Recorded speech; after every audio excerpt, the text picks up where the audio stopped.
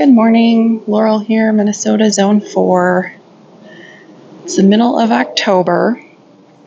Still have not had a frost yet, but we did have one night where it got down to about 37 degrees for an hour or two in the morning. So some things did get kind of nipped by cold, although they're not dead. But it's the end of the season, so I'll still be pulling them out.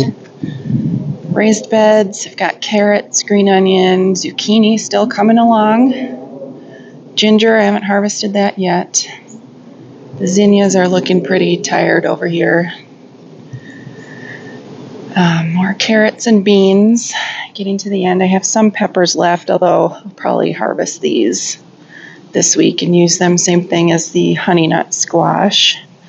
This is a trellis made of PVC pipes. I think my mom, years ago now, found some kind of instructions online and special ordered the pieces so it disassembles. And then I just got one of these nylon net trellis things and kind of, you can see I got this like outdoor zip tie stuff and tied it up.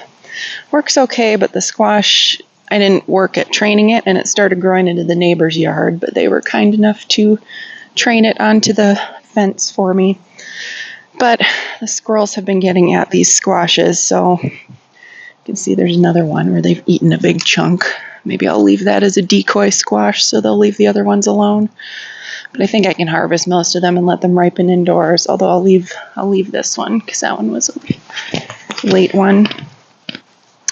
Still have the sage and rosemary. I got one little salvia bloom that rebloomed. That's back to the fuchsia salvia. We've had a nice inches of rain this week. Really sat in the slow, steady kind of rain that really saturates the ground. So I'm happy about that. It has thrown a wrench in my plan to get things planted. I have a lot of clearance plants, but it's okay. It's good for the soil. You can see this coleus here, Sedona Sunset. That one definitely got nipped by the cold. It's probably the most exposed of any of my cold sensitive plants. Here comes the neighbor's dog. He's a good boy. Those caladium also aren't looking the greatest, but I'll be digging all this up along with the astilbe. I'm going to move those. So I'm kind of glad that these got a little bit nipped because I have perennials that I want to plant here instead. The Sun King Aurelia is still looking good. Firelight hydrangeas are absolutely gorgeous. I love those. Just that bright raspberry color. They look especially good this year. I think this is their third full year in the garden. You can see some of the older blooms are starting to turn brown a little bit, but for the most part, they look really gorgeous. And I keep cutting them and putting them in vases, etc. Salicum has turned darker purple. That self-seeds here. You can see there's one little seedling coming up next to this Brunnera. Viburnum, I don't know about this guy. I guess it's only its second year in the ground, so we'll see how it does next year. And I'm kind of surprised that these caladiums still look really good too, with getting down below 40 degrees. But they are pretty sheltered here by all these other plants. You can see that barberry, it gets those pretty red berries on them. They're brighter, more chartreuse colored midsummer too, when they're really in full sun. North Pole arborvitae here. This is a north winds grass, I think, panicum. And this, boy, just the color on this dogwood. It gets that really pronounced pink edge to the leaves. And it does get some fall color in its leaves too, but the viburnum over here, these really, really are beautiful. This one's starting to turn. I had 3. The one that was in this space got, I think it was canker. It died, and when I dug it out, the entire trunk of it was girdled. So but it turned red super early last year, which is a sign that it was sickly. So all of these things are just happy to get some nice moisture. I did plant up some extra stuff in this area here. Heuchera, a couple grasses, well, a few grasses. And got the lungwort. That one is Trevi Fountain. The Virginia is starting to show its fall color too. It gets those bright red leaves. These I planted, it was November. I remember it was right before the election last year. So this is their first full summer in the ground.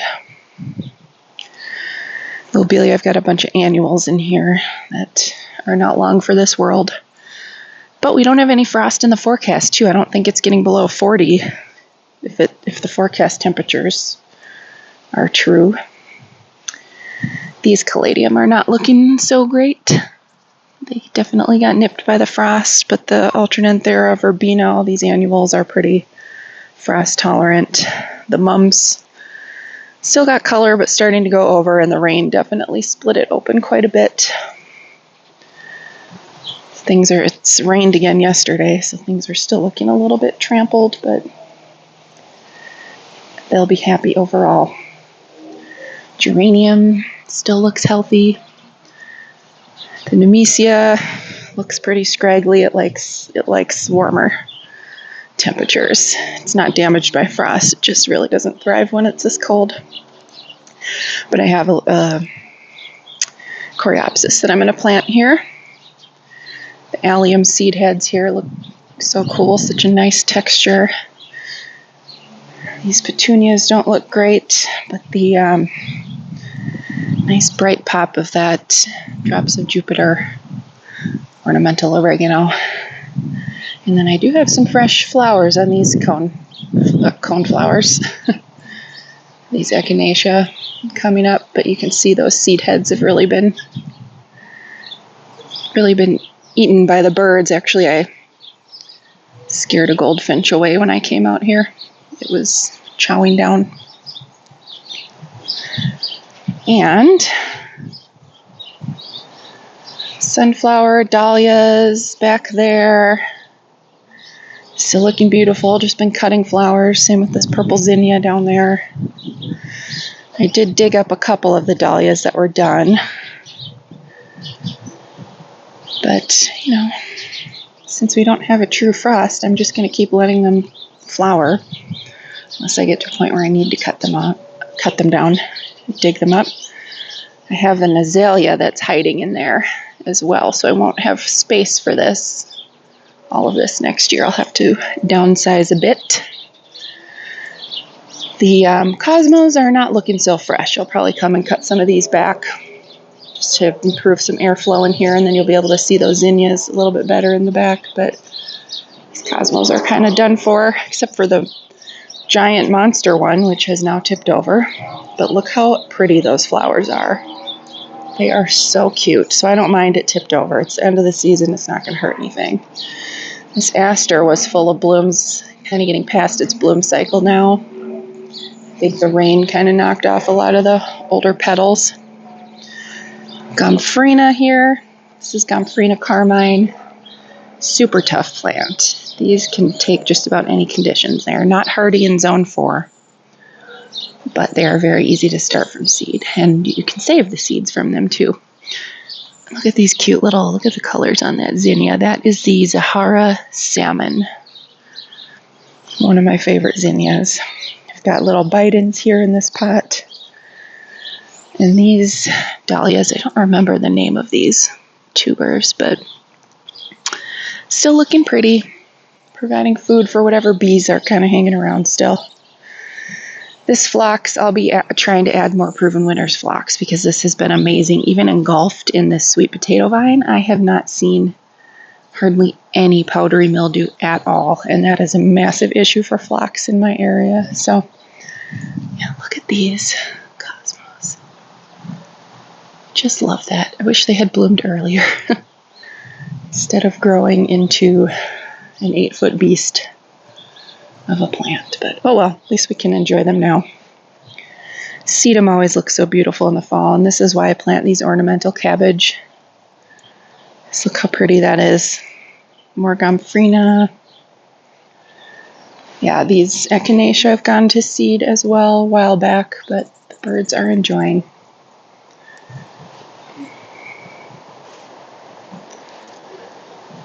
The rose still has, it's just about done, but there's still buds here and there, so this time of year you just kind of enjoy what you can. Those two coleus also have done okay in the cold. That's the one on the right is Golden Dreams, the one on the left is Wicked Witch, and that little lime hydrangea. And more annuals. I've got an annual salvia here that is the unplugged so blue, and then Supertunia Vista bubblegum, also very frost tolerant. I have been expanding this bed. That's why there is some bare soil here, because I have some things to plant. Supertunia latte, looking a little bedraggled. I might pull that, I don't know, I have a phlox that I'm going to plant kind of in this area, or maybe I'll just shove it aside. This one also, Supertunia Mini Vista Midnight, looking bedraggled from the rain. But look at the Limelight Prime hydrangea, so beautiful. That one's still little yet. This one will get 6 to 8 feet tall. So the one coleus that did not do so well here is El Brito. Definitely not as frost tolerant, and maybe it's more, I don't know if there was wind or something, if it was more in the path of the wind. You can see some of the leaves from this also got a little bit damaged, this Canna Pretoria. Overall it looks pretty good though, and it's even sending out some fresh blooms. I do plan in this area next year, plan to plant hopefully a blue juniper, like a slim upright variety. I've just been waiting because I couldn't decide what to plant there, so I've just been doing annuals. Got some snapdragon blooms in there. Bright pops of color. Here's that gorgeous Limelight Prime again. Feast your eyes. And this one's starting to show a little bit of color too. This is in, oh, there we go. This is Aronia. It's a choke cherry. These berries are edible, but I think it's called choke cherry because they taste awful. So, and whatever this thing was, thought it was maybe a sunflower that germinated. It had a bloom going, but I guess the experiment's over. I can pull it now. I was just wanting to see what it was. And these three just offer year-round color. These are so tough. Heucherella. I really like Heucherella as opposed to Heuchera. That is the sweet tea. I have 3 there. Those are the 3 that are kind of back in this bed as well. Got a branch came down from the elderberry. These begonias, I'm surprised, seem unaffected by frost. Same thing with this whole area, the shade garden. The pations back there in the concrete pot are not looking so fresh, but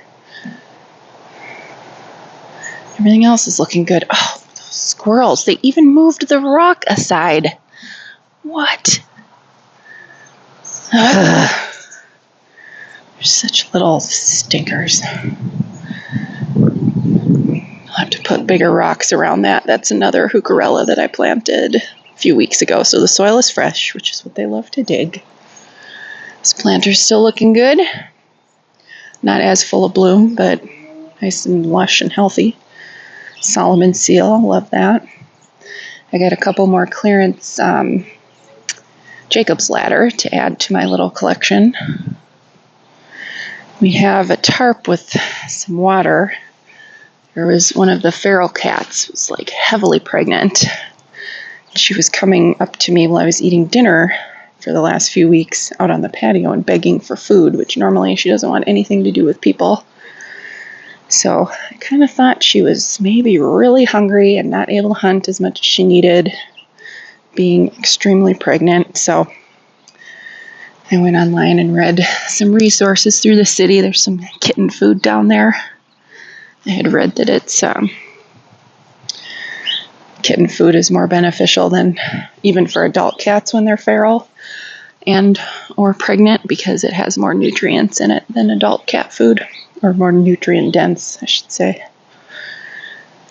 This planter looking kind of beat down by the rain, but the begonia and the caladiums are still going. Same thing with this golden delicious salvia. GM always look great. I have a little dianthus that I planted down there. This Solomon seal, not so happy.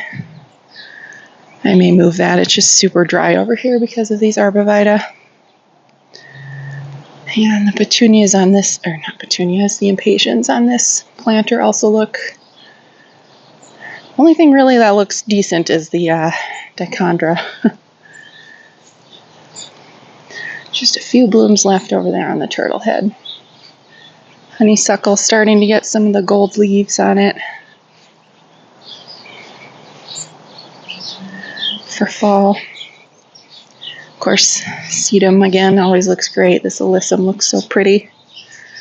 Again, that just self-seeds every year.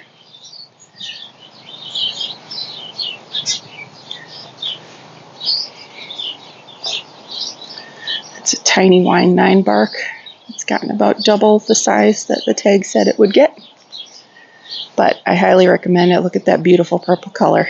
It took a few years for it to establish and get purple. Before that it was just kind of dark green, but now I love that dark purple. So I recommend that. I also highly recommend this dogwood. It's called Garden Glow. I've talked about it before. Don't believe the tag on the plant. It says it gets 3 to 5 feet tall and wide. I am 5'10", and this is probably about 9 feet tall. It's a little bit weighed down now because of the rain. But yeah, and easily 10 feet wide. Clearly it likes where it is planted. Next year I'll do a really hard rejuvenation prune on it. But over the summer it gets, this looks like sun scorch, but it's not. That's the color of its leaves. It gets that bright chartreuse coloring. It's just really, that's why it really glows, hence the name. And a lot of the berries are gone now, but it blooms, pretty white blooms, then it gets these white berries. There's one left. I think there's a more fresh bloom on the other side. And then bright red stems in the winter. You can see now that the weather's cooling down, the stems are really taking on that bright red color. So we can see it kind of from the corner here, the dining room and living room, and especially those red stems. Well, the bright foliage, but then in the winter, the red stems up against the arborvitae is really striking. Nice little scene to look out at in the wintertime. There's not much else going on except snow. I do have some Japanese painted ferns tucked underneath. Be able to see those a little bit more, I think, next year if I rejuvenation prune. This shrub also has really pretty autumn color. It turns color a little bit later in the season, so I don't always get to see its color. You can see a little bit starting back here, kind of rust and orange tones. So a lot of times it'll turn color, or it'll start turning, and then before it really is in its full glory, we get a freeze, and so the leaves just die and kind of hang there, slowly drop off. So that's a bummer. Hopefully this year I'll get to see its color because it's really spectacular. So yeah, I recommend that. Just leave enough space. And this one is in part sun. I think it gets a good chunk of sun during the day, but it also gets some shade from the houses and the arborvitae. And haven't pulled too many pots because they're all still looking good, and it's been so wet. It's just not great. I don't like digging in wet soil. But I'll start pulling some of these. I have been digging up some strawberry plants to give away because I need to make a room. They're right in the area where I'm going to put in the new garden beds. I'll still have plenty. This Newly Noir coleus, wasn't bothered by frost. It is a little bit sheltered, of course, being next to the house and under the eave of the porch. You can see this is just rainwater in here. I did find, so Home Depot in the Twin Cities at least is doing 50% off trees, shrubs, and perennials. So I picked up this. It's a huge one. This is the Opening Act Ultra Pink Phlox. I have a couple Opening Act phlox up front, not a stitch of powdery mildew on them, and they've been blooming all summer. Their main bloom, they're just covered in blooms. They bloom earlier than most other phlox. And then they just keep shooting out these little side shoots, so they have color all year. So I'll be planting that back here. I was happy to get that for half price. These perennial, curious about this. Looks like it's getting a little dark on the leaves. I didn't know if that would change color or not. That's heliotrope. Verbena and the petunia still showing a lot of color. Oh, kind of squished. The plectranthus is really frost. You wouldn't think so because it looks kind of succulent, but that's really frost hardy as well. So, and then, yeah, not too much over here got hit by frost, or the cold temperatures anyway. You can see all the perennials that I've collected. So I have a lot of work to do. This area is sheltered. The concrete absorbs a lot of heat during the day from the sun and kind of insulates overnight. Elephant ears are still looking good. Got this leaf that's old, so I'll probably cut that off. Everything down here is looking good too. A bunch more perennials. Tradescantia looks gorgeous. This is a lotus vine. Just a cool texture coming through. Polka dot plant. Another plectranthus down there. Put out some flowers, and I've got all perennials all along the bottom here. Those caladium are looking a little droopy. That's what they do when they get cold. That's Gingerland caladium, one of my favorite. Kind of reminds me of Christmas. These were all Rex begonias on clearance at Garden Tents for $1 a piece. Couldn't help myself. Don't know where I'm going to put them indoors, but I'll find a way. This caladium still looks pretty good. Same thing with the one in the pot back here. There are even more droopy stems. There's one back there as well.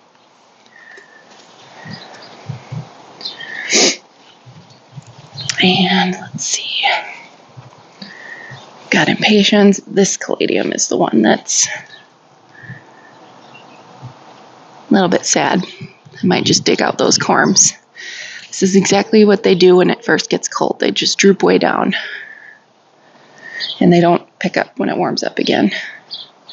Another Gingerland back in there, polka dot plant. These are looking pretty droopy too. So they're not dead, they're just too cold for them. And this gorgeous Coleus velveteen didn't get hit at all. Neither did these elephant ears. Everything on this side. Again, why I love planting foliage plants, even when blooming annuals are kind of petered out from chilly temperatures, or in drought and heat too in the summer, they kind of pause. All the foliage plants still look good and provide a lot of color. This is Vermilion Aircufia, still tough as nails, covered in blooms. I can see this sweet potato vine did not fare so well. That one definitely didn't like the cold. But I have Bidens. This is a type of Alternanthera. And then it's going all the way over here. The lantana in there, still looking good.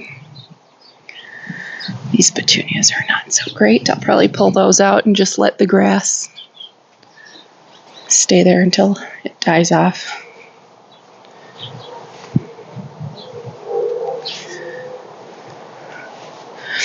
Golden Dreams coleus. Wasn't bothered by the cold. I think this sweet potato vine was sheltered enough. Those are two Plectranthus doing great. They're getting a little out of control though, these coleus, and that Sedona Sunset behind it. And this begonia, man, it has gotten the longest stems. It's even using these as a sort of trellis. That pot is on the ground down there. So that thing grew like 3 feet tall this year. Strawberry, what are those? Those are strawberry blonde marigolds. Yeah, the cannas are pretty tough too. This one's even shooting out some new blooms. And then this sweet potato vine did okay. You can see I got these are some really neat echinacea. They're like double blooms. Sunseeker salmon.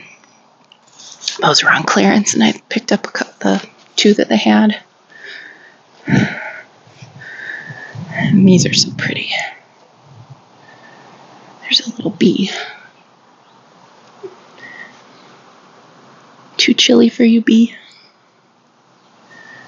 Just gorgeous. This lantana, definitely, you can see the leaves kind of turned color from the cold. These are, I know lantana is hardy, at least in zone 8. It's native to Texas in that area. So it wouldn't, I mean, it dies here because it goes dormant, but it's not root hardy here. It doesn't come back, even if I put it in the shed or the porch, because it's just too cold. This petunia I'll probably pull. Oh, this is what makes it hard. These plants are Calibrachoa, not petunia. Look at it sprouting new growth down there, even from the stems. They're just workhorses. Begonia still looks absolutely beautiful. Cherry cordial begonia. This coleus definitely got nipped. It's funny though, this branch is fine, but these look, that's got some cold damage. I don't know why just that one branch is happy. Doesn't look any more protected. Alternanthera down here looking good. And then I'm going to walk up. We'll walk up to the front yard too, because I've got a bunch of stuff planted up here. So we'll just see.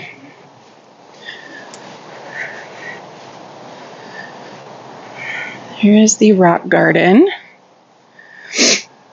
Bunch of sedum in here. This is sedum angelina, that green sedum. Turns really nice and bright in the cold. That's a purple plum dazzled or something like that. And then I have another, this is autumn charm sedum. I have a few of them in here along with the Russian sage.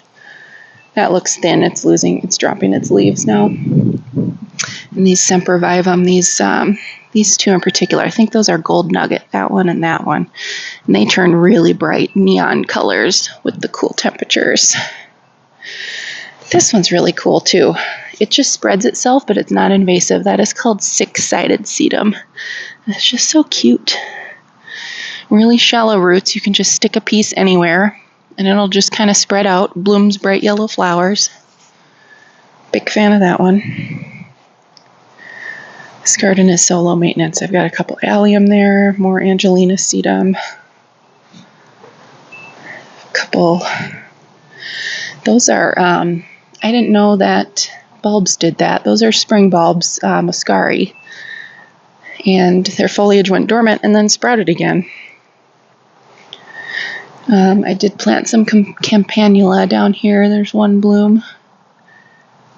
So, oh, this one not looking so good.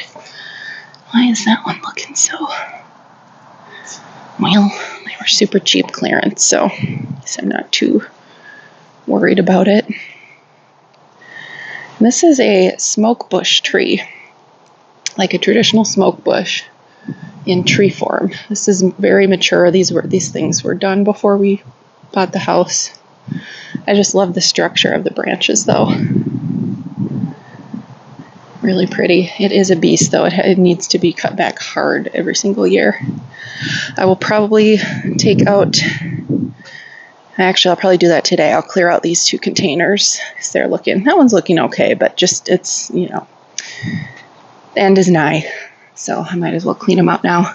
I do save this vinca though. That is hardy here. So I just pop it into little containers and overwinter it on the porch. And then I can plant and use it again next year. Here, let's look at this little container first here. This is Creeping Jenny. That's perennial, so that comes back every year. It just dies back and then resprouts in the spring. And then these little geraniums are still going. This is the Calliope Rose Mega Splash geranium. Boy, in the heat of summer, though, they are just full of blooms.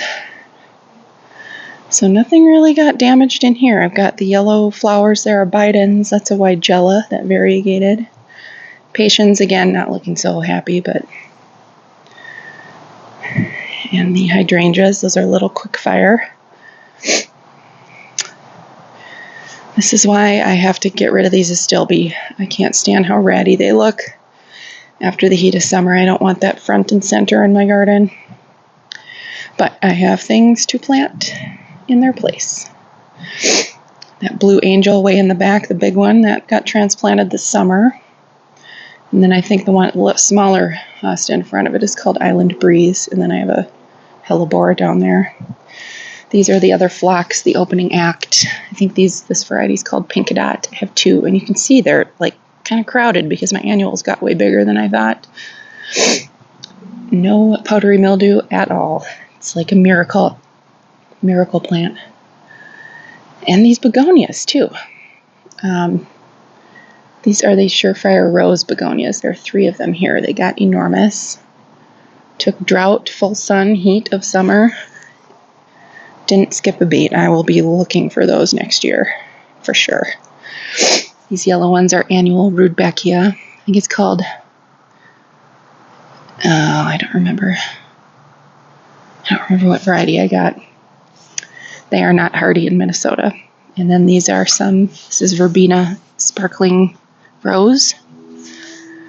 Kind of growing through the mum. That's a perennial mum. It blooms early. I think next year I'm going to try keeping it trimmed back a little bit more because it blooms so early.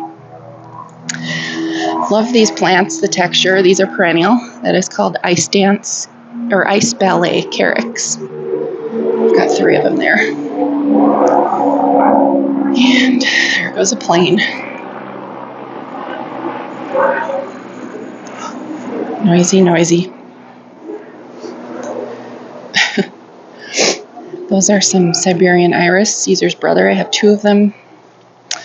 This container of petunias just got enormous this year, so I'll do a smaller container next year. But another Coleus Velveteen, looking good. This cabbage also kind of migrated. You can kind of see the hole in the Coleus where it was earlier in the summer. These 3 Coleus, I remember this last year too. The yellow ones are called Apple Brandy, and the red one is called Cherry Brandy, I believe. And I remember the red one got hit by frost harder last year too. And then these are Nemesia up here, Aromance. The darker one is Mulberry. This one I think is just Aromance Pink, but these are so tough. They're still looking really good. And the perennials and the shrub that I planted up here are actually doing really well. These are all different kinds of heuchera that I got on clearance. A few of them I transplanted from another area in my garden. Look at those blooms.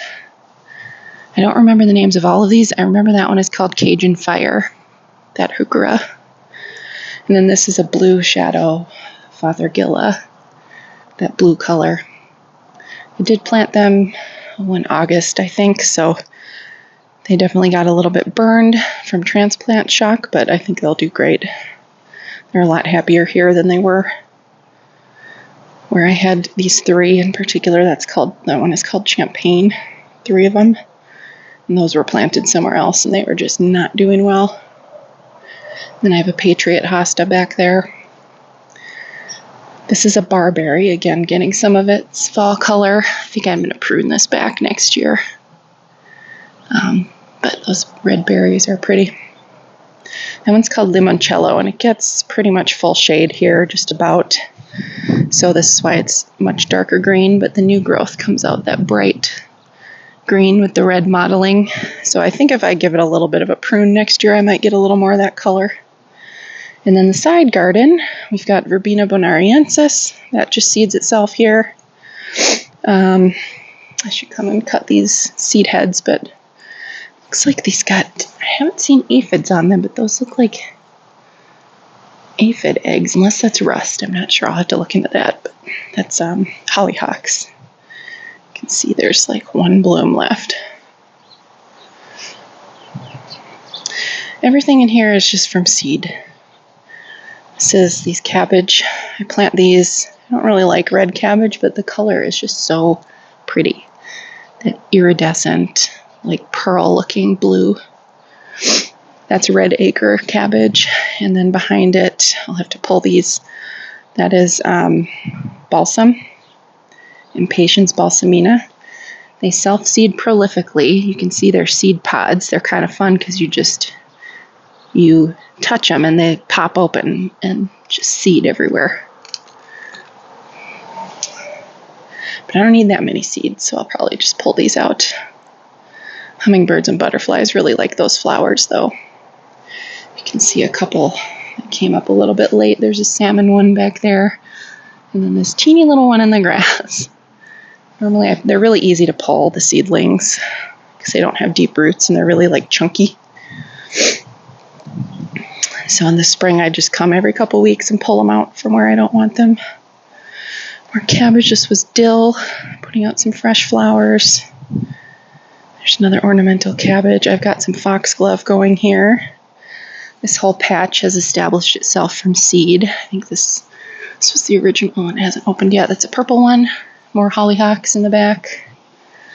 I've got some Dalmatian peach foxglove down here. I'm hoping will establish. And this is the grass, is Calamagrostis overdam.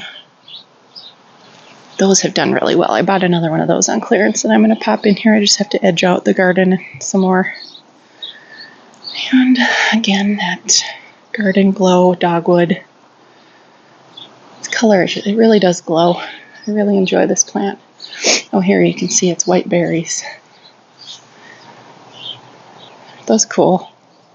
Especially against the green and the red stem. This is a great plant. But it definitely needs a hard prune. It's looking a little thin on the interior. And it just can't get any bigger. It's just going to take over otherwise.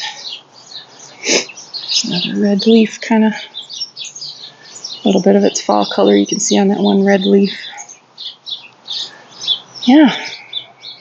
Pretty view. I'm so glad for the rain. Then at least we have green grass at the end of the season before it goes dormant for winter. All right. Well, I hope you enjoyed. Thanks for watching. Have a great day and please subscribe.